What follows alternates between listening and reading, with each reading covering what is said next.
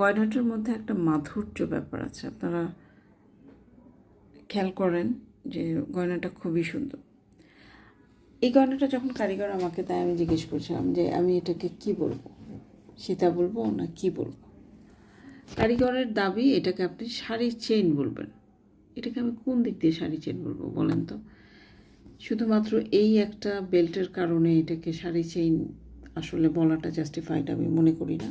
এটা সীতা সেটি, কারণ এখানে যে পেন্ডেন্টটা ইউজ করা হয়েছে এবং পেন্ডেন্টের কাজের এটা দেখেন যে পরিমাণ মাল্টি কালার, গোল্ডেন কালার এর স্টোন, রিয়েল স্টোনগুলো ইউজ করা হয়েছে, ছোটো ছোটো বিডসগুলো দেওয়া হয়েছে এবং ওভারঅল পেন্ডেন্টের যে একটা গর্জিয়াসনেস সেটা কিন্তু এই জুয়েলারিটার মধ্যে আছে। তো এটাকে আমি কোন দিক দিয়ে বলবো যে এটা শাড়ি চেন?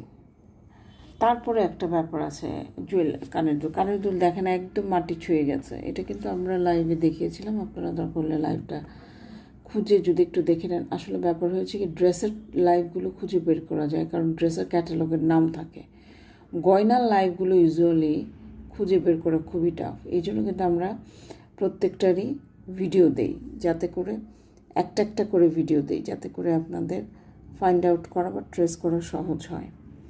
তো যেটা বলছিলাম যে এটা কিন্তু আপনারা লাইভেও দেখিয়েছি, এটা কত ইঞ্চি লম্বা সেটা আমরা একটু দেখিয়েও দিতে পারি। হাতের কাছে স্কেল আছে আমাদের, সাথেই থাকবেন। বলছিলাম যে কানের দুলটা আমরা একটু মেপে আপনাদেরকে দেখাবো, স্কেল পেয়ে গেছে। দেখেন 4.5 ইঞ্চির কাছাকাছি কিন্তু এটার লম্বা। 4.5 ইঞ্চি পুরোপুরি না, কিন্তু কাছাকাছি। এত লম্বা একটা, কিন্তু ওয়েট জিরো। আপনি যদি ভারী বলেন কত ওজন কি, একদম জিরো ওয়েট, কিন্তু জিরো, কোনো ওজন নাই।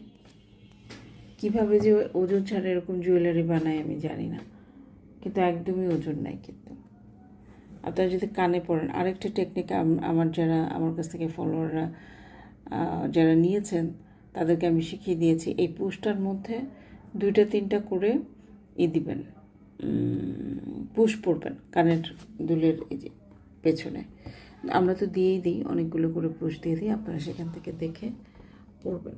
আমার হাত খুব মুভ করে, ভিডিওটা একদম স্টিলভাবে আমি করতে পারি না, চেষ্টা করি। আসলে আমার পেজে আমি খুব ভালো লাগে, আমার পেজের কিছু কিছু সাকসেস আছে যেগুলো দেখলে আমার ভালো লাগে, বিকজ সোললি আমি এই পেজটাকে এখন পর্যন্ত রান করে আসছি। বিশেষ করে এই যে ভিডিও মেক করা, ভয়েস দেওয়া, ছবি পোস্ট করা, এই যে কমিউনিকেশনগুলো, এটা আমি